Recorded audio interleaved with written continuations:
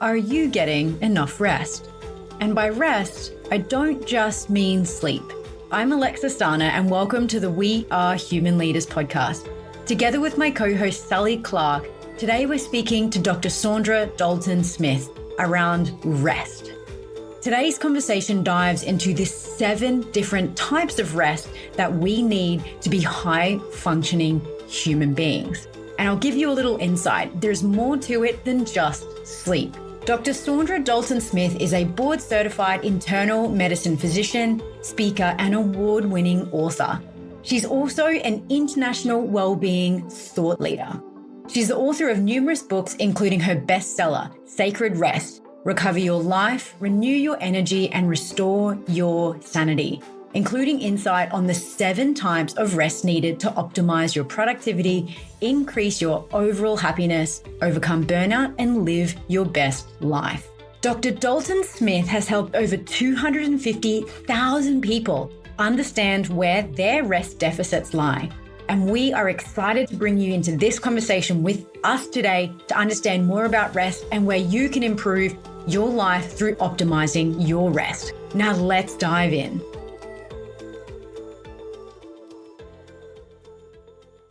Dr. Saundra, thank you so much for joining us today on the We Are Human Leaders podcast. And we'd love to start firstly by getting to know you a little bit better, by understanding a little of your own personal journey that has brought you to the incredibly important work that you're doing today. Yes, well, I spent 20 years in clinical practice as an internal medicine physician. And about 10 or so years into that, I decided to have a family. And it was during the time that my sons were both toddlers that I burned out. And that's really what took me on the journey of evaluating how do I stay in a very challenging and taxing and labor intensive and mentally intensive career and still enjoy it and still have time for my family and still have time to care for myself. And so that led me down the road of the research that I did regarding rest and what are restorative activities and how do we prevent burnout, even if you're going to be dealing with stressful situations every day. That's what also led to my book, Sacred Rest, and the work that I'm doing now. Incredible. And I think it's such a potent question for so many people right now because so many of us are exposed to quite high levels of chronic stress through work, through life generally. So I imagine it was quite a big undertaking though. It's a big question, isn't it, to think about what rest means and how a lack of rest can lead to things like burnout. Yeah, I think for myself, I initially went into this process just thinking I needed more sleep. Back in those days, it feels like forever ago now, all the conversation was based around higher, improved sleep. A whole sleep revolution is what the conversation was kind of framed around. And so that's where I started my journey was, okay, well, how do you get more sleep when you have toddlers and when you have a busy schedule? But then the problem was, even though I finally got to a place where I felt like I was getting those 6, 7, 8 hours, I was still waking up exhausted.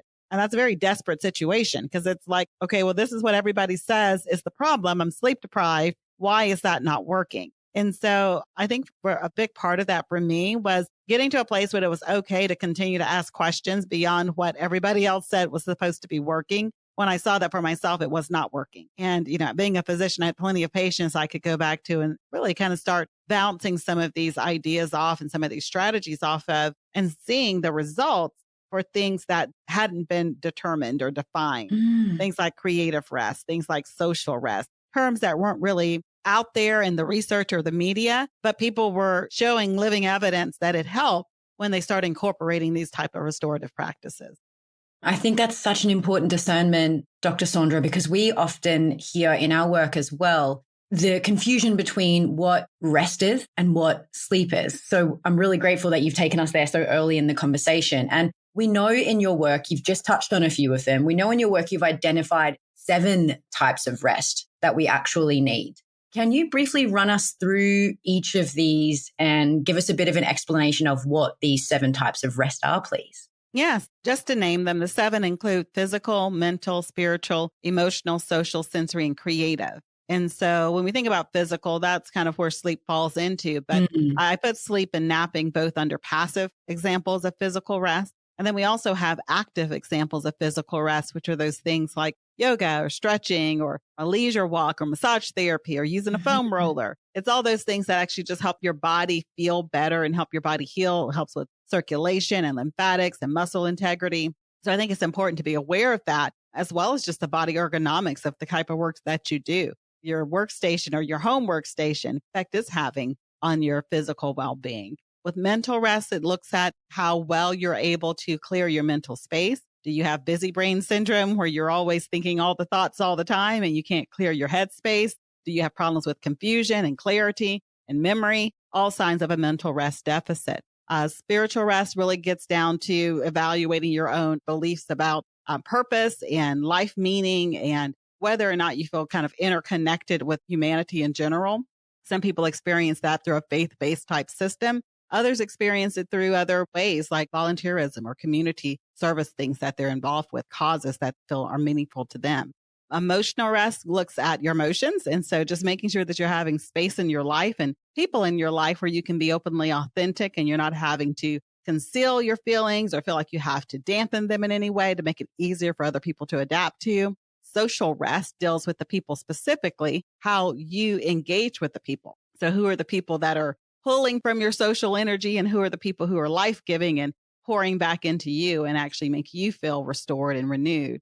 And then the final two are sensory, which deals with our sensory inputs and just evaluating what are the light, sounds, smells, tactile experiences that you engage with on a regular basis. And do you have a system in place to downgrade your sensory input, whether that's downgrading your use of electronics or downgrading the noise pollution in your work area. But evaluating that and recognizing that excessive amount of sensory engagement can lead to exhaustion and fatigue in that area. And then finally, with creative rest, it looks at how much creative energy you expend throughout a day, whether that's through innovation, through problem solving, whether that's through creative activities that you're doing, and then making sure that you have an intentional way of restoring that part of yourself. And creative rest can include anything from being out in nature to listening to music. So it's wherever you appreciate beauty and you allow that experience of appreciating creative things that are around you, kind of birth creativity inside of you.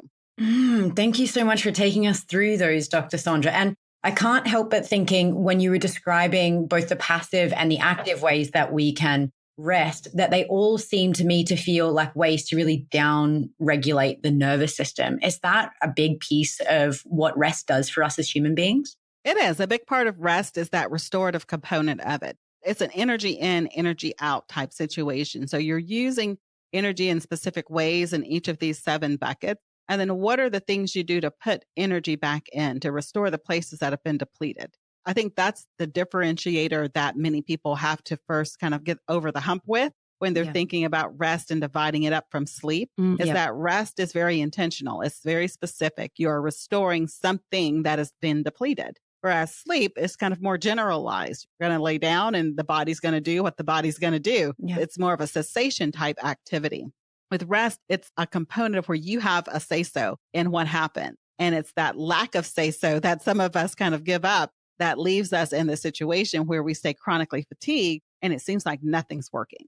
And I love there also, Dr. Saundra, the kind of almost cusping of those two words, rest and restore. That rest is a restorative and almost to some extent, I think, a healing practice, perhaps even at a physiological level when we're in burnout, but allowing our energy levels in these beautiful 7 areas that you've identified to restore so that we're able to optimally enjoy the fullness of life. Yes, I think that's the whole point of rest, is to help us to be able to continue to have the energy to do the things that we are passionate about. I find that that's usually the problem. That's why people leave jobs. It's not necessarily that they no longer have a passion for the work. They just don't have the energy to do the work they're passionate about.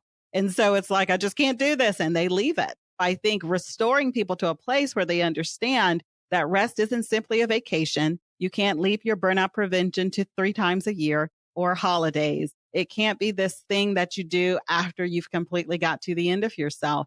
It needs to be a process that you build into your day-to-day system so that you have restorative practices that you're doing on some type of regular schedule. So you never get to that place where you're just completely depleted. Yeah. And I can't help but thinking, I feel like the pouring from an empty cup analogy is the one most often used here. I've been there. I know Sally's been there. Sally's had, a big bout of personal burnout as well. And I can't help but think that so many of us who are very career ambitious wait until that cup is completely empty before we're willing or ready even to do anything about that. Is that sort of when you see most people in your work as well, Dr. Saundra? Honestly, it really depends on personalities. I tend to work with some specific group of people. I find that if I'm working, I do a lot of work within my company, Restorasis, with corporations where we're going in and we'll be talking to leaders and we're talking to employees and we're talking to C-suite executives. And those different groups respond to the rest conversation in a different way. And it's not good or bad. It's just personalities, really. But within certain groups, people who are type A's, who are very driven, who have a specific mindset of, I want X, Y, and Z accomplished by this number of years, approach rest in a very different way because rest to them almost feels like giving up. Yeah. And so you have to retrain even their belief system around what rest is and can do for them so that they understand the power of it to actually help them to accomplish what they're trying to get to faster without getting to a place where they have to involuntarily take a break. I think that's such a salient point, Dr. Saundra. I'm just thinking of the clients that we've worked with who've been training for marathons and considering 2-hour Ashtanga yoga practices as rest, and this almost lack of permission that they grant themselves to rest, seeing it as, I think, almost a fear that if I start to rest, will everything stop? Will everything fall apart? Yeah, it's breaking past that fear that rest is in some way taking something away from them and actually seeing as pouring back and actually adding to their own ability. Recently, we've done quite a bit of work with some different agencies like athletic agencies and military related agencies where the focus has been more so on kind of a tactical approach even to rest and to view it more as how do we use this almost as a way, a preventative weapon, so to speak, in our arsenal to be able to help us to stay stronger for longer. And I think that's the mindset we have to get executives to actually see as well. I mean, athletes and people that are in combat and things, I mean, they get it because they're actually seeing the restoration of that energy be actively used to go out and expend that energy in a new way. However, when you're in a corporate type setting or business setting, it can be harder to see because you don't have miles to clock off or, specific activities that you're being trained and evaluated on to clock off. But you see it in other ways. You see it in the clarity of which you're able to do your work. You see it in the ability to be able to brainstorm faster and to be more innovative. You see it even in your passion and how you talk about your work. That's one of the things we've seen quite a bit with a lot of different entrepreneurs that we've worked with.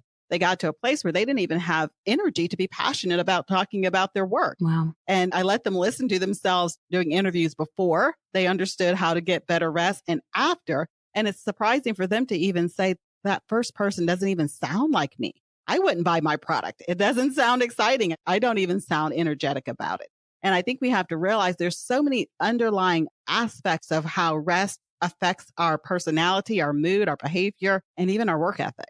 Such an incredibly potent point, Dr. Saundra. And I know the title of your book, Sacred Rest, Recover Your Life, Renew Your Energy, Restore Your Sanity. It touches on the sanctity of rest. And I'm curious to hear your thoughts as to how we reached this point in our society where rest is so devalued. Yes, I think for many of us, we have just grown up in this culture where rest is the enemy. We hear these things like work till you drop, rest when you die, grind, don't stop, keep grinding it out. All of these like platitudes that make us think that like rest is the bad guy, like we should avoid it like COVID. We should be all running away from it. And I think that's the problem because then it makes other people feel guilty when they then want to take up the charge and actually begin to use rest and restoration as a part of their strategy, their life strategy. And so I feel like it takes more courage to be a person who effectively rests and does the needed self-care and have the level of self-awareness to be at the highest level of themselves. That takes more courage than actually just blending it with the culture of I'm going to grind till I drop. I'm so grateful that you used the word courage there because I certainly in my experience feel like it's been an internalized narrative that rest is the antithesis of productivity, especially for someone who's career ambitious. And it has taken me 32 years to allow myself to not pick up the computer on the weekend or just even the little behaviors where at the end of the day, it's just one more email or one more thing. I feel like for my entire life, there's been a sense of needing to earn the rest, that I'm not inherently deserving of that rest.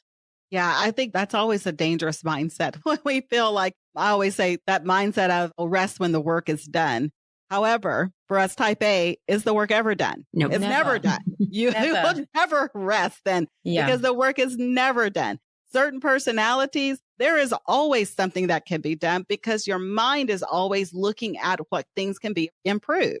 And so when you have that mentality, I always have my clients shift that conversation to saying to themselves, in order to be the best version of myself, I must honor my need for rest. Yeah. Because it restores the respect that rest needs. It's something that we need to honor our own need for and stop treating it like it's the bad guy, treating it like something we should be running away from, or even feel guilty or ashamed that we need. And I get it because honestly, that's how I was when I started this journey. That's why I burned out. Rest was for losers and I wasn't a loser. So I didn't need rest and I could just grind and work and keep going and going. And so my mindset was because certain personalities do have very high natural levels of resilience, that higher level of resilience actually will probably predispose you to be worse when you burn out than that person who has a lesser level of resilience and would burn out faster before they actually burn down their whole village. So I think it's important to recognize that if you are the type of person who can be a functional burnout, in other words, you can meet all of the World Health Organization criteria for burnout and still show up at work every day and keep producing, that the problem with that is you tend to burn the whole village down when you burn out. You take down the whole company, your family, and everything else with you. And so we need to be aware that when we step in sooner and start allowing ourselves to see that there's other ways we can approach this and still do so in a way that lets us grow our families, grow our businesses, stay healthy, can still enjoy life and not get to that place where we want to burn the whole village down, it's worth taking that route. It's worth taking that journey to figure that out. I think that's such a beautiful point. And what you're speaking to, Dr. Saundra, really reflects a lot of my own experience burning out as a finance lawyer as well. And I think, when I reflect on that time, there was also so much tension, not only in my body, in the way that I was behaving around work. It was like this gripping on to a sort of identity that I had. And as much as it was a devastating experience to collapse at an airport, to realize I was burnt out and to sort of be faced with having to recover and having to sort of put my life back together, having that opportunity in retrospect was a real gift in a lot of ways because it has allowed me to come to a place of being able to work where there is not that continuous tension, where I allow myself to have sprints, to experience stress, because it is a beautiful thing that humans can use to grow. It is necessary for us, but also to really permit myself to rest. And I have to say that exploring these 7 types of rest that you've so beautifully sketched out for us is a really interesting one as well, because I think for a lot of us, we think about mental rest, we think about physical rest, but we're maybe not turning our minds to things like creative or social or even sensory rest as well. Yeah, I feel like most people are very comfortable with the thought of physical rest and mental and spiritual. Those have been out for some time. When I first started this journey, those were the 3 that there are lots of research, well documented, on not always everybody agreeing to the same thing, but very well documented in the literature. Some of the other ones, particularly this concept of emotional rest and even social rest and creative and sensory, as you mentioned, not as well documented in the literature. The research was very segmented. And I think that was the connection point that people kind of gravitated to within the book Sacred Rest, is because seeing them all kind of put together, because it's like there are conversations happening all over the world in bits and pieces, but having them all kind of put together where you could actually then start evaluating, if I'm a whole person who has these 7 buckets, which bucket is empty that's causing me to be fatigued? If my 8 hours of sleep is no longer serving its purpose of making me feel revived. I think that was the connection point for a lot of people where it's like, I get it. There's something else that's depleted and my whole person recognizes something is off. It just doesn't know what's off. I'd have to agree with you there. I think to reflect on my own personal journey, I had exactly the same experience in my young career of waking up feeling like I'd been hit by a truck, even though I'd just slept for 10 hours and not understanding why that was the case. And I'd love to know from you, Dr. Saundra, is there one of these types of rest that you've noticed is the most undervalued type of rest, or perhaps the one that people put the least amount of preference on, but can actually go so far in helping us restore and recover? I would say creative. That's the one I get the most pushback on. Interesting. People are like, I'm not a creative. I do XYZ. I love it when doctors say, I'm not a creative. I'm a doctor. It's scientific. And I'm like, okay, well, you have two people come to you. Both of them have complaints, and the complaints can sound similar, but then you have to make a diagnosis based off of differentiating information. That's creativity. Yep. You're pulling in different pieces, you're evaluating it, then you're spitting out something different. So I think it's helping people understand that innovation and problem solving, all of those are forms of creative energy being used.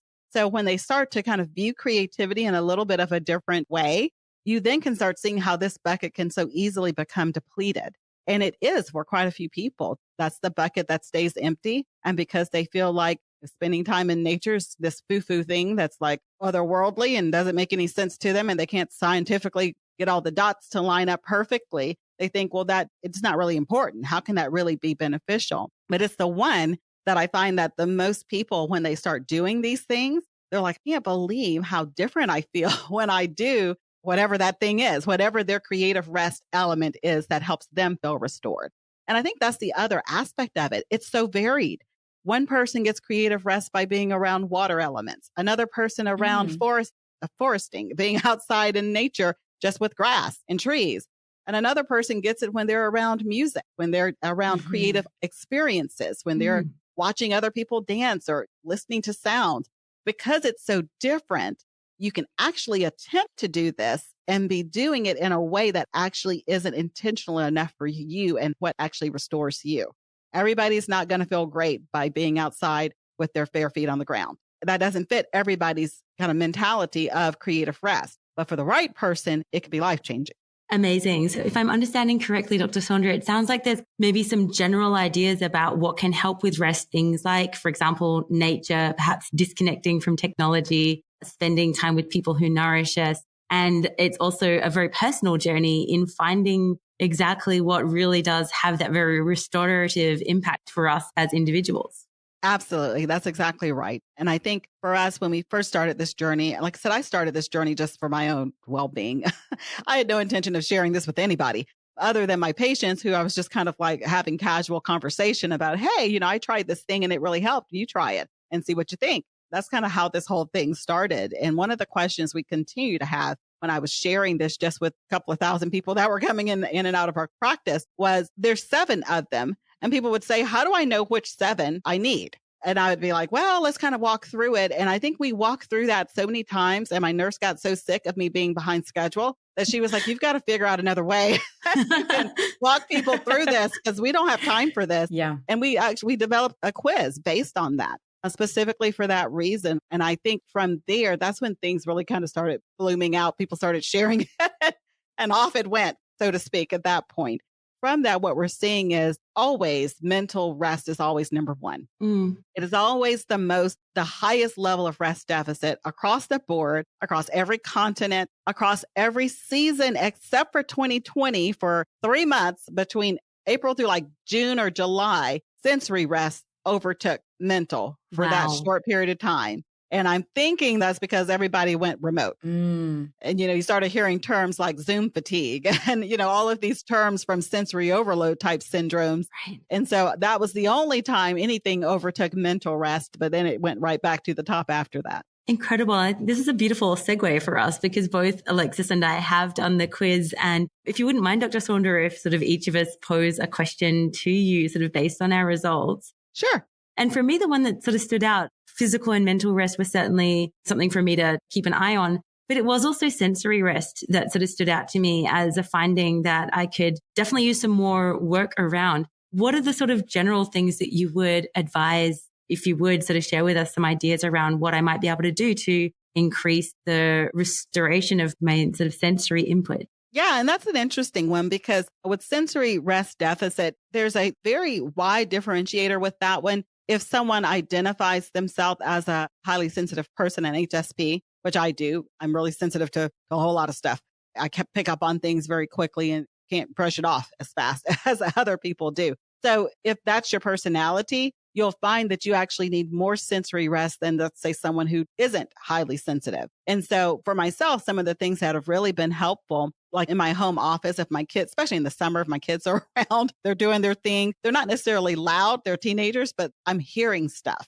Having an hour where I put on noise cancellation earphones, and I'm just like, if you need me, you're going to have to literally come and walk around my computer and wave at me because I'm not going to hear you because I need complete silence for some periods of time. I'm actually being aware of how you're sleeping at nighttime, complete darkness in the rooms. If some people actually freak out a little bit with complete darkness, so know your own predisposition to that. But HSPs tend to do really well with complete blackness when they go to sleep at night because it's the only time that their body actually gets a chance to fully shut down. And when I say complete darkness, I mean, including like the little bedside clock, having it turned away from you. So you don't even have the light from it shining and messing up your circadian rhythm. So things can actually get back in proper alignment as far as your hormones. A couple other things that have helped me quite a bit is even driving home. If I have a long commute from somewhere, I used to always drive home like listening to something, audiobook or radio or something. There was always something. I try to make sure before I get home, the last 30 minutes, I turn everything off. Because usually if I leave it on the entire time, all the way up till I get to the door, by the time I walk in the door, I'm already a little bit kind of like wound up and agitated. And so I find that I'm a little bit grouchier with my family than I would be if I take just those last 30 minutes of a commute just to let as much of my senses can wind down as you can driving. But it's just taking away some of that extra input that helps me not just be so on edge when I walk in the door. That's a really fascinating one because I think that we often discount the impact of sounds and stimulus, even in the background of our own lives. And I grew up in a household where, and I hate to call out my mom here, but I have this conversation with her regularly where the first thing she does in the morning is turn the television on, the news is on, and it's also the last thing that's on in the evening. And it's only been really since for the last 15 odd years that I've not spent a lot of time in my family home that I've realized now when I go back there that the constant sound of the television drives me crazy and I cannot feel relaxed the entire time that I'm in the house. And I can't help but think that because she's never experienced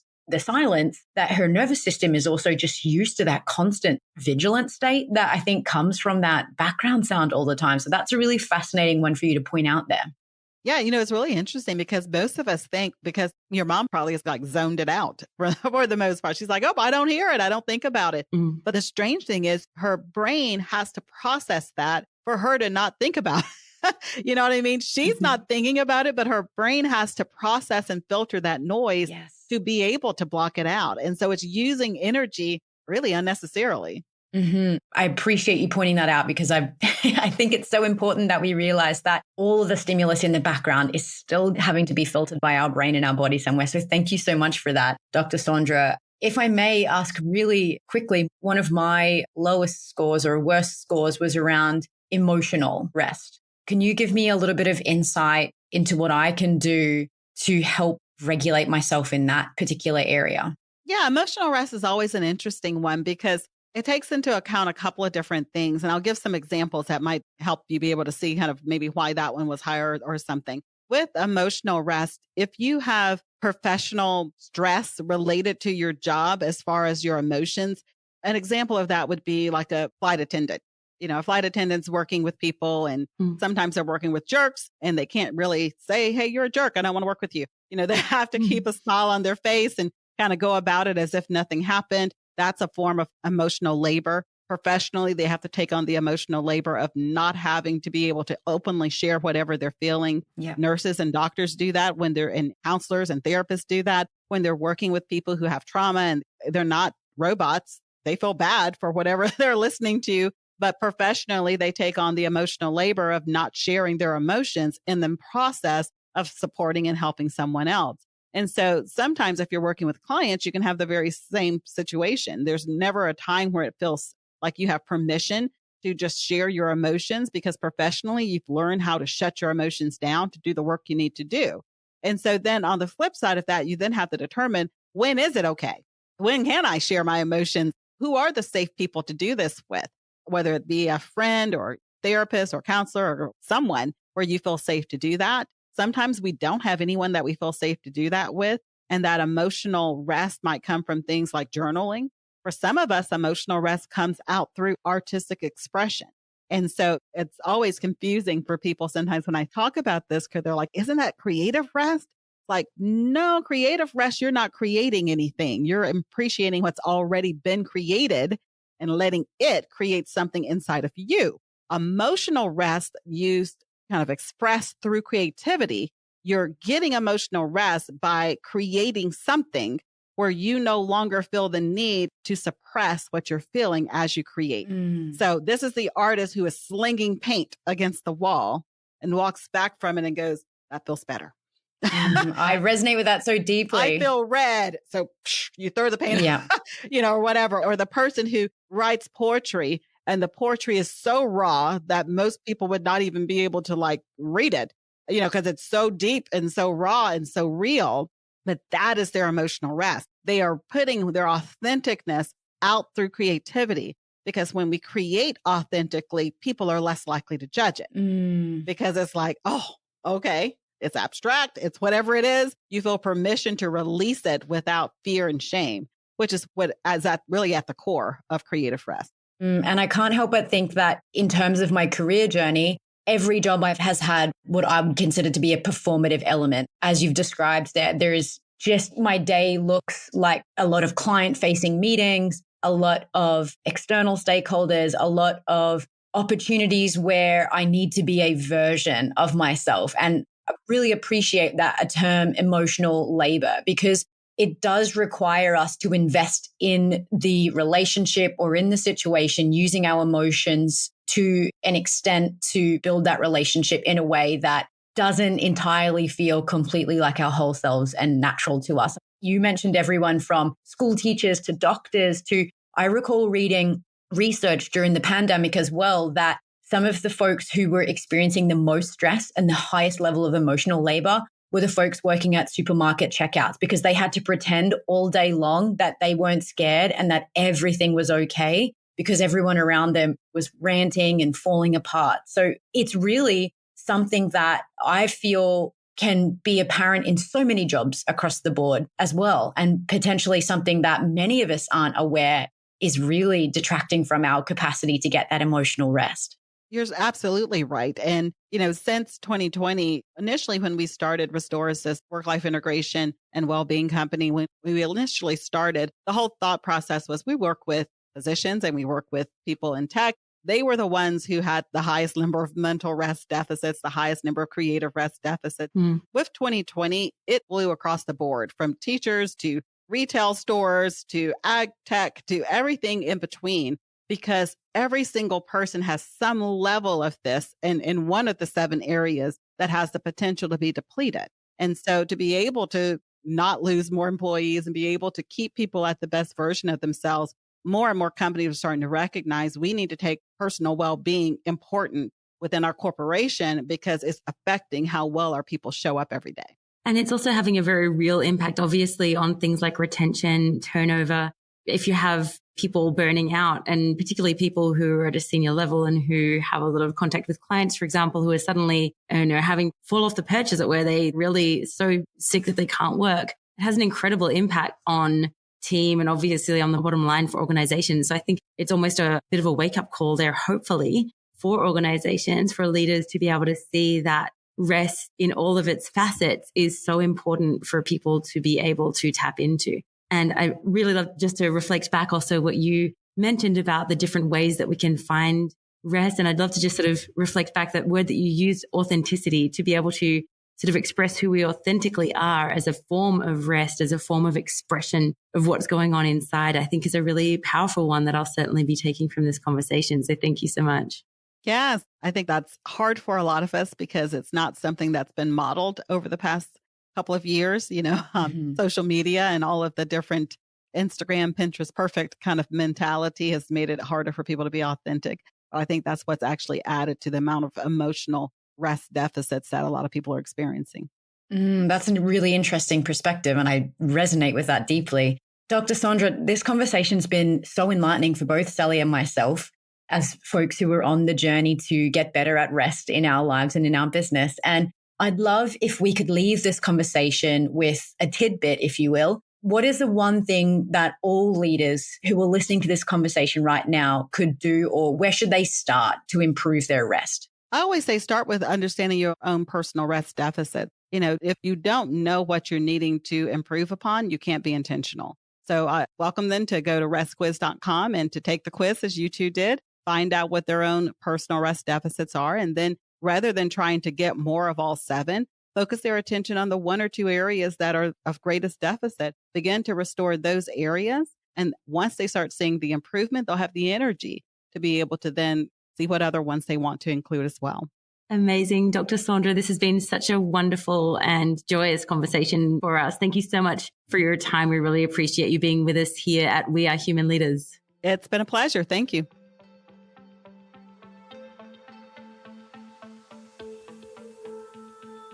Thanks for being with us for this conversation with Dr. Saundra Dalton-Smith on rest. Rest is a critical piece of optimizing our lives as healthy and happy human beings. And we encourage you to learn more about where your rest deficit lies by taking the Rest Quiz. For more information on the Rest Quiz and all of Dr. Saundra Dalton-Smith's work, please see our show notes at www.wearehumanleaders.com. Thank you for being with us in this conversation, and we look forward to seeing you next time.